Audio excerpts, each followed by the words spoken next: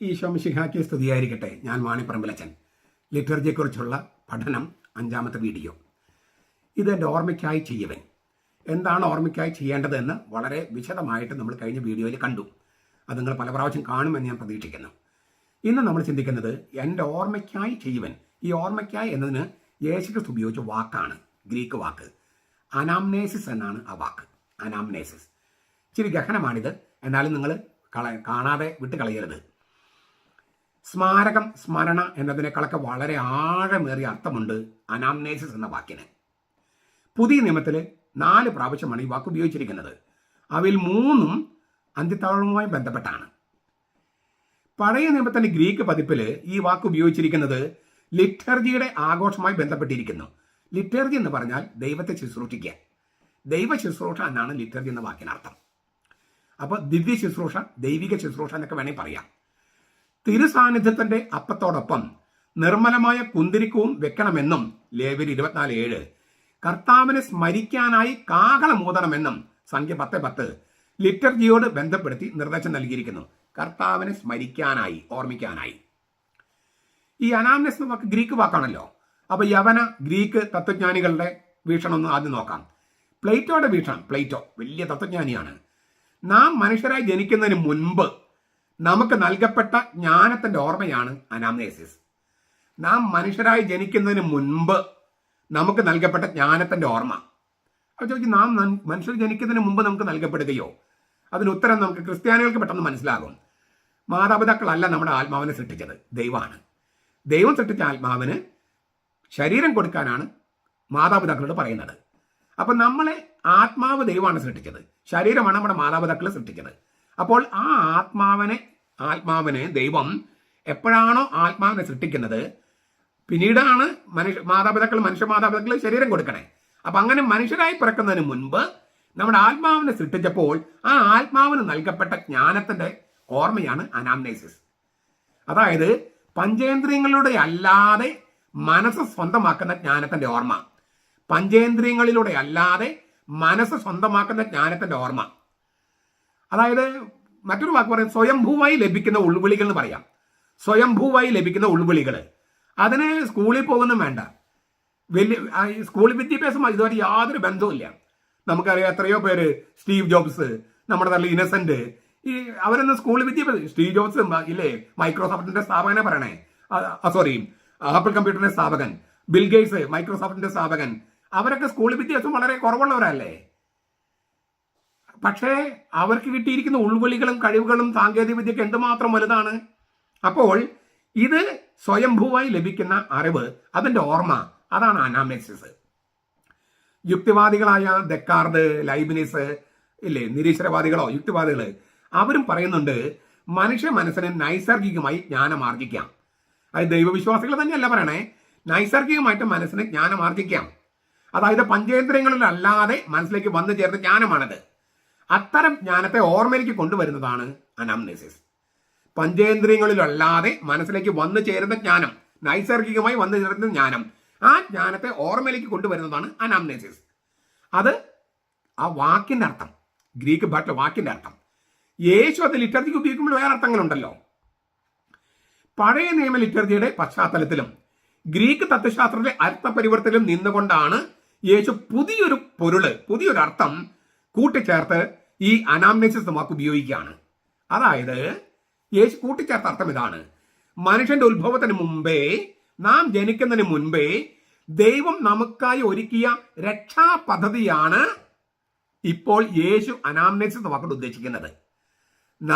മനുഷ്യന്റെ ഉത്ഭവത്തിന് മുമ്പേ, നാം ജനിക്കുന്നതിന് മുമ്പേ ദൈവം നമുക്ക് ഒരുക്കിയ രക്ഷാ പദ്ധതിയാണ് അനാംനേസിസ്. മനുഷ്യരെ അവരെ പാപത്തെക്കുറിച്ച് ഓർമ്മപ്പെടുത്തുകയായിരുന്നു പഴയ നിയമത്തിലെ മൃഗബലികൾ. മനുഷ്യരുടെ പാപങ്ങൾ ഓർമ്മപ്പെടുത്തുകയാണ്. പാപം മോചിക്കാനുള്ള കഴിവ് ആ മൃഗബലികൾക്കില്ലായിരുന്നു. ഹെബ്രായ ലേഖനം 10:3.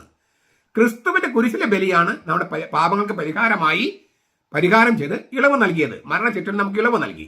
ഈ ബലിയിലേക്ക്, രക്ഷാചരിത്രത്തിന്റെ ആകത്തുകയിലേക്ക്, അതിന്റെ സാകല്യത്തിലേക്ക് പ്രവേശിക്കുന്നതിനെയാണ് അനാംനേസിസ് എന്ന് പറയുന്നത്. ക്രിസ്തുവിന്റെ ഈ ബലിയിലേക്ക്, കുരിശിലെ ബലിയിലേക്ക്, രക്ഷാചരിത്രത്തിന്റെ ആകത്തുകയിലേക്ക്, അതിന്റെ സാകല്യത്തിലേക്ക് പ്രവേശിക്കുന്നതിനെയാണ് അനാംനേസിസ് എന്ന് പറയണേ, ഓർമ്മ എന്ന് പറയണേ. അപ്പൊ അത് വെറും സ്മരണയല്ല. പണ്ട് കാൽവരിലോ സെഗയിലൂട്ടിച്ചാലോ സംഭവിച്ച് സ്മരിക്കുന്നതല്ല അത്. നമുക്ക് മുമ്പേ ആവിഷ്കരിക്കപ്പെട്ട രക്ഷാസംഭവത്തിന്റെ ആകത്തുകയിലേക്ക്, സാകല്യത്തിലേക്ക് ഇപ്പോൾ നമ്മൾ പ്രവേശിക്കുന്നതിനെയാണ് ഓർമ്മ എന്ന് പറയുന്നത്. അത് വെറും സ്മരണയല്ല. കാൽവരിലെ ബലിയും അന്ത്യവിരുന്നും അതിൽ ഉൾപ്പെടുന്നുണ്ട്. എന്നാൽ അതിൽ കൂടുതലുമാണ് ദൈവത്തിന്റെ രക്ഷാപദ്ധതിയുടെ സാകല്യത്തിലേക്കുള്ള, അതായത് മനുഷ്യാവതാരം, പരശുശ്രൂഷ, കുരിശമരണം, ഉത്ഥാനം, സ്വർഗാരോഹണം, പെന്തക്കോസ്ത, ദ്വിതീയാഗമനം, ഈ എല്ലാ കാര്യങ്ങളിലേക്കുള്ള പ്രവേശനമാണ് അനാംനേസിസ്. അതുകൊണ്ടാണ് വിശുദ്ധ കുർബാന, സീറോ മലബാർ സഭയിലെ കുർബാന അത്യുന്നതങ്ങൾ ദൈവത്തിന് സ്തുതി എന്ന് പറഞ്ഞ് തുടങ്ങണേ. മനുഷ്യാവതാരം, മാലാഖമാര് യേശുവിന്റെ ജനനസമയത്ത് പാടിയ പാട്ടുകളാണ്. അന്ത്യത്താഴത്തിന്റെ ഓർമ്മയാണെങ്കിൽ ഈ പാട്ടെന്തിനാ? മനുഷ്യാവതാരത്തിന്റെ ക്രിസ്മസിന്റെ പാട്ട് വെച്ച് എന്തിനാ കുർബാന തുടങ്ങണേ? അപ്പൊ മനുഷ്യാവതാരം, പരശുശ്രൂഷ, കുരിശമരണം, ഉത്ഥാനം, സ്വർഗാരോഹണം, പെന്തക്കോസ്ത, ദ്വിതീയാഗമനം എന്നിവയിലേക്ക് നമ്മൾ ഇപ്പോൾ പ്രവേശിക്കുന്നതിനെയാണ് അനാംനേസിസ്, എന്റെ ഓർമ്മയ്ക്കായി ചെയ്യുവനെന്ന് കർത്താവ് പറഞ്ഞതിന്റെ അർത്ഥം. അപ്പൊ നമുക്കൊരു ചോദ്യം, അതിലേക്ക് നമുക്ക് എങ്ങനെ പ്രവേശിക്കാൻ പറ്റും? പലതും മുമ്പ് കഴിഞ്ഞു പോയി, ഒരെണ്ണം ദ്വിതീയാഗമനം വരാനിരിക്കുന്നു. ഭൂതകാലത്തിലേക്കും ഭാവിയിലേക്കും നമുക്ക് ഇപ്പം എങ്ങനെ കയറാൻ പറ്റും? ആ സാധ്യത ഒരുക്കാൻ ഒറ്റ മാർഗ്ഗമേ ഉള്ളൂ. രക്ഷാസംഭവത്തെ കൂദാശയുടെ രൂപത്തിൽ സ്ഥാപിക്കുക. കൂദാശ എന്ന് പറഞ്ഞാൽ പരിശുദ്ധന്റെ പ്രവൃത്തി, പരിശുദ്ധാത്മാവിന്റെ പ്രവൃത്തി. അങ്ങനെ ദൈവത്തിന്റെ പ്രവൃത്തിയാണെങ്കിൽ അതിലേക്ക് നമുക്കിപ്പോൾ പ്രവേശിക്കാൻ പറ്റും. അതിനെയാണ് കൂദാശ എന്ന് പറഞ്ഞത്. ചരിത്രം ആവർത്തിക്കാൻ കഴിയില്ല, എന്നാൽ കൂദാശ ആവർത്തിക്കാൻ പറ്റും, അനുഷ്ഠിക്കാൻ പറ്റും. ദൈവം യേശുവിലൂടെ മനുഷ്യവർഗത്തിന് നൽകിയത് എന്താണ്? ഏറ്റവും ചുരുക്കി പറഞ്ഞാൽ 2 കാര്യങ്ങൾ. ഒന്ന്, നമുക്ക് സ്വയം കയറാൻ കഴിയാതിരുന്ന പാപക്കുഴിയിൽ നിന്ന് നമ്മെ കൈപ്പിടിച്ചുയർത്തി, അഥവാ നമുക്ക് പാപമോചനം നൽകി. ഒന്നാമത്തെ കാര്യം ഇല്ലേ, നീ അവന് യേശു എന്ന് പേരിടണം, എന്തെന്നാൽ അവൻ അവരുടെ പാപങ്ങളിൽ നിന്ന് മോചിക്കും. അത് ഒന്നാമത്തെ കാര്യം. 2, എല്ലാ മനുഷ്യരും കൊതിക്കുന്ന നിത്യജീവൻ. അതായത് മരിക്കാൻ ആർക്കും ആഗ്രഹമില്ല, നിരീശ്വരവാദികൾക്കും ആഗ്രഹമില്ല. മരണമില്ലാത്തൊരു ജീവൻ, മരണത്തിന്റെ നിയമങ്ങൾ കൊണ്ട് നിയന്ത്രിക്കപ്പെടാത്തൊരു ജീവൻ എല്ലാവരും ആഗ്രഹിക്കുന്നുണ്ട്. അതിന് നിത്യജീവൻ എന്ന് പറയും, അല്ലെങ്കിൽ സമൃദ്ധമായ ജീവൻ എന്ന് പറയും. ജീവശാസ്ത്രപരമായ ജീവൻ, അതീതമായ ജീവൻ അത് നമുക്ക് നൽകി. ആ ജീവനെ യേശു വിശേഷിപ്പിച്ചതാണ് സമൃദ്ധമായ ജീവൻ.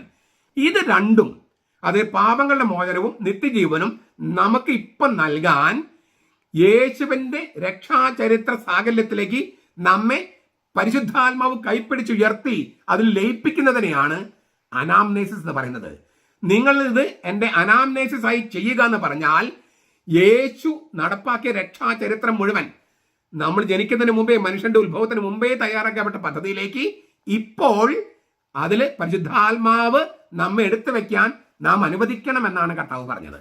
അനാംനേസിസ് ഇപ്പൊ മനസ്സിലായോ എന്താണ് ഓർമ്മയ്ക്കായി ചെയ്യുക? അതിനാൽ അന്ത്യത്താഴത്തിന്റെ ഓർമ്മയോ അന്ത്യവിരുന്നിന്റെ ഓർമ്മയോ എന്നൊക്കെ പറഞ്ഞ് അതിനെ ചുരുക്കിയാൽ കർത്താവിനോട് ചെയ്യുന്ന വലിയ തെറ്റായിരിക്കും. ഇത് മനസ്സിലൊക്കെ ഇച്ചിരി പ്രയാസമുണ്ടെന്ന് കരുതി നമ്മൾ ശ്രമിക്കാതിരിക്കുന്നത് ശരിയല്ലല്ലോ. ഇപ്പൊ ഞാൻ ഇത്രയും പറഞ്ഞപ്പോൾ നിങ്ങൾക്ക് അത്ര പെട്ടെന്ന് കാര്യങ്ങൾ മനസ്സിലായി കാണില്ല. പിന്നെ ഇത് ചുരുങ്ങിയ വാക്കുകൾ നമ്മൾ പറയുന്നതും നീണ്ടു പറയാനും പറ്റില്ല. ഒരു ഫിലോസഫി ക്ലാസ്സിലോ കുർബാനെ കുറിച്ച് ക്ലാസ്സിലൊക്കെ ആണെങ്കിൽ നമുക്ക് കുറച്ചുകൂടി വിശദീകരിച്ച് പറയാം. നിങ്ങൾ അപ്പോൾ ഇത് വീണ്ടും വീണ്ടും കേട്ട് എന്തെങ്കിലും സംശയങ്ങളൊക്കെ ഉണ്ടെങ്കിൽ സംശയങ്ങൾ മാറ്റി വരിക, നമുക്ക് അതിലേക്ക് കേൾക്കാം. ഞാനിത് നമ്മൾ കാര്യമറ്റത്തിന് കൊടുക്കുന്ന മറുപടിയുടെ ഭാഗമായിട്ട് നമ്മൾ ചെയ്തത്, അതായത് അച്ഛൻ പറയുന്നത് അന്ത്യത്താഴത്തിന്റെ തിരുവത്താഴം ആണ് കാതൽ എന്നാണ് കുർബാനയുടെ, അതല്ല എന്നാണ് നമ്മൾ പറഞ്ഞത്. അത് കഴിഞ്ഞ വീഡിയോയിലും ഈ വീഡിയോയിലും ആയിട്ട് നമ്മൾ ശക്തമായിട്ട് അവതരിപ്പിച്ചിട്ടുണ്ട്.